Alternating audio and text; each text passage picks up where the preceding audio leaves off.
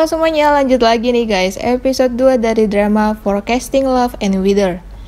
Awal episode ini menceritakan saat Hakyung memergoki Kijun sedang selingkuh.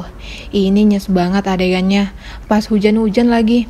Nikahnya pun gagal dan Kijun cuma minta maaf doang. Gak ada usaha mempertahankan pernikahan. Memang udah dari lama kayaknya pengen putus dari Hakyung. Setelah putus pun masih kurang ajar. Dia pengen apartemennya dibagi 2. Padahal waktu putus dia memberikan itu untuk kompensasi ke Hakyung. Gak bisa dipercaya nih omongan Kijun. Kemudian Hakyung dan Siwoo ketemu lagi di sebuah warung makan. Di sini mereka debat sampai kokinya juga kesel sama mereka berdua. Hakyung didesak ibunya untuk mempertahankan apartemen itu. Ibunya punya firasat buruk lagi ke Kijun. Siwoo rupanya udah ditugaskan di pusat selama 2 minggu. Siwoo nggak bisa masuk karena lupa bawa kartu identitasnya. Terus ditolongin sama Hakyung.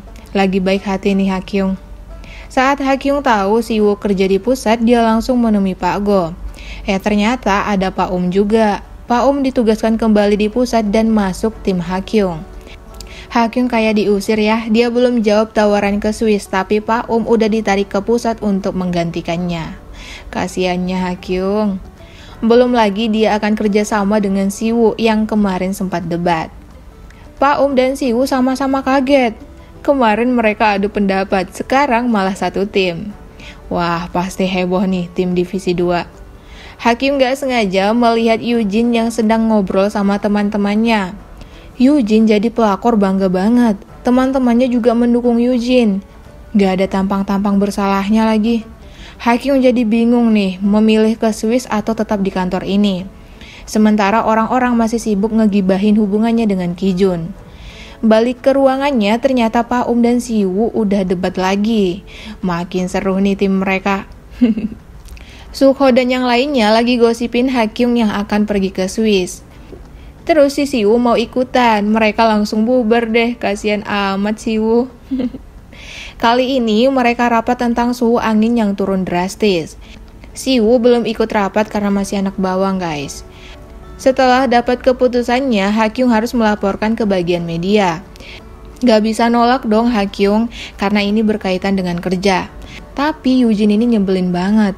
Dia sengaja nanya ke Kijun terus menertawakan perkiraan dari Hakyung. Hai, gemes banget sama pelakor gak tahu diri ini. Selesai konferensi pers, Kijun mulai lagi membahas pembagian apartemen. Akhirnya ribut deh mereka. Padahal Hakyung udah menahan diri gak bicara masalah pribadi di kantor. Waktu seru-serunya ribut, tiba-tiba Siwoo datang. Dia sengaja biar Hakyung bisa lepas dari Kijun yang gila itu. Nah, si Kijun merasa pernah ketemu dengan Siwoo, tapi Eugene mengalihkan perhatiannya. Kijun gak tahu nih kalau Siwoo adalah mantan Eugene. Langsung deh Eugene ngajak Siwoo bicara diam-diam di parkiran. Eugene mengira kalau Siwoo kerja di kantornya ini karena ingin melihat dirinya. Pede banget Eugene, sadar diri dong. Dan kebetulan Hakyung melihat mereka. Waktu pulang kerja, tim divisi 2 mau makan bersama, biar akur gitu. Ternyata Pak dan Siwoo sama-sama gak bisa. Pak buru-buru mau pulang ke rumahnya. Istrinya malah kaget melihat kedatangannya. Kayak gak diharapkan banget Pak Putrinya aja sampai gak kenal sama dia saking lamanya gak ketemu. Hakyung sudah mendapatkan kembali barang-barang elektroniknya. Dia langsung menjualnya secara online. Terus tiba-tiba dia flashback saat masa-masa indahnya bersama Kijun. Yah, udah tinggal kenangan. Ada pembeli yang komen harga TV yang dia jual. Udah ngotot nih, harganya mahal. Ternyata Kijun yang membohonginya tentang harga TV. Hakyung malu banget plus kesal sama Kijun. Bahkan dia gak bisa tidur mikirin itu. Akhirnya, masih pagi-pagi buta dia udah datang ke kantor.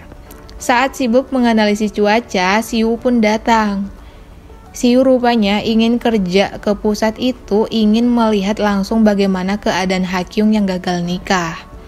Mulai akrab deh mereka.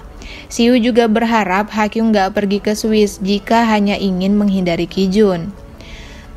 Ini kalimat penyemangat aja atau memang peduli nih? Dalam kerjaan pun mereka makin akrab.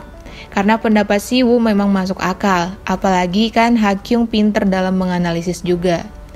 Angin yang berubah drastis itu ternyata karena bongkahan es yang tidak mencair. Pantesan anginnya kencang banget ya. Cie, udah senyum-senyum aja nih mereka berdua. Hakyung penasaran bagaimana Siwoo mengetahui itu. Ternyata Siwoo bermalam di kantor untuk memecahkan kasus itu. Bahkan dia lama banget memperhatikan Hakyung dari jauh. Hakyungnya aja yang gak sadar. Kemudian ada surat persetujuan yang datang ke rumah Hakyung. Langsung emosi dan rasa ingin memaki Kijun pun naik. Teman kantor Kijun aja takut lihat ekspresi Hakyung. Plak, langsung ditampar dong. Ini posisinya di tengah-tengah jam kantor, guys. Mereka sama-sama mengeluarkan unek-unek yang dipendam selama 10 tahun pacaran. Intinya mereka nggak cocok. Kijun butuh waktu dan perhatian Hakyung, sedangkan Hakyung sibuk dengan kerjaannya. Mereka juga hitung-hitungan semua pengeluaran. Kijun mati kata, karena uang yang dikeluarkan juga nggak banyak waktu pacaran. Seharusnya Kijun malu berantem di depan orang banyak. Dan dia laki-laki kere yang sok-sokan selingkuh dan nggak tahu diri. Dia malah menyuruh Hakyung untuk pergi ke Swiss. Akhirnya Hakyung memilih tetap di kantornya dan akan membuktikan ke Kijun kalau dia bisa. Pak Gos sedang banget mendengar keputusan Hakyung. Semangat Hakyung. Malamnya Siwoo mengajak Hakyung makan. Siwoo salut sama keberanian Hakyung tadi. Terus Siwoo juga cerita dia sengaja mempermalukan Yujin di hari pernikahannya. Mereka pun ngegibahin mantan. Semua kelemahan-kelemahan mantan disebutin. Asik banget nih kayaknya. Koki itu juga sampai galeng-galeng kepala lihat mereka. Yang dulunya sikut-sikutan sekarang deket banget. Habis ngegibah ternyata mereka malah unboxing, guys. Hakyung kaget sekaget-kagetnya. Dia nggak enak sama Siwoo. Saat mereka sedang mabuk itu, Siwoo dengan beraninya minta cium. Langsung dibalas sama Hakyung, terjadilah yang tidak diinginkan. Setelah itu, Hakyung nyesal sendiri. Udah menghindari agar tidak pacaran satu kantor, malah kejebak cinta satu malam. Yang buat kaget lagi, ternyata Siwoo bukan hanya kerja 2 minggu, tapi dia memang sudah dipindahkan ke pusat. Stres Hakyung memikirkannya. Bagaimana keseruannya? Apakah Hakyung akan pacaran dengan teman sekantornya lagi? Kita akan saksikan di episode ketiga. Thank you for watching and see you on next video. Bye bye.